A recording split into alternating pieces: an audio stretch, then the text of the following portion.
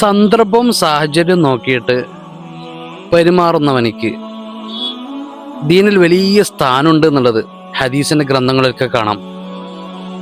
ഒരു ദിവസം നബി സല്ലല്ലാഹു അലൈഹി വസല്ലം തങ്ങൾ ഇങ്ങനെ മദീന പള്ളിയിൽ നിസ്കരിക്കുന്ന സമയത്ത് പിറകിൽ നിന്ന് കുട്ടികളുടെ ശബ്ദം കേൾക്കുകയാണ്.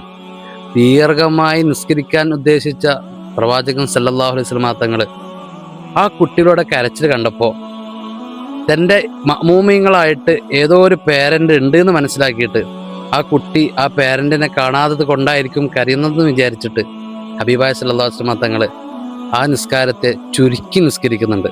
അതായത് ദീർഘമായിട്ട് നിസ്കരിക്കേണ്ട നിസ്കാരം നബി സല്ലല്ലാഹു അലൈഹി വസല്ലം തങ്ങൾ പെട്ടെന്ന് നിസ്കരിച്ച് അവസാനിപ്പിക്കുന്നുണ്ട്. സന്ദർഭവും സാഹചര്യവും അത് ഇസ്ലാമിലെ ഏറ്റവും പ്രധാനപ്പെട്ടതാണെന്നാണ് ഹബീബായ സല്ലല്ലാഹു അലൈഹി വസല്ലം തങ്ങൾ പഠിപ്പിക്കുന്നത്.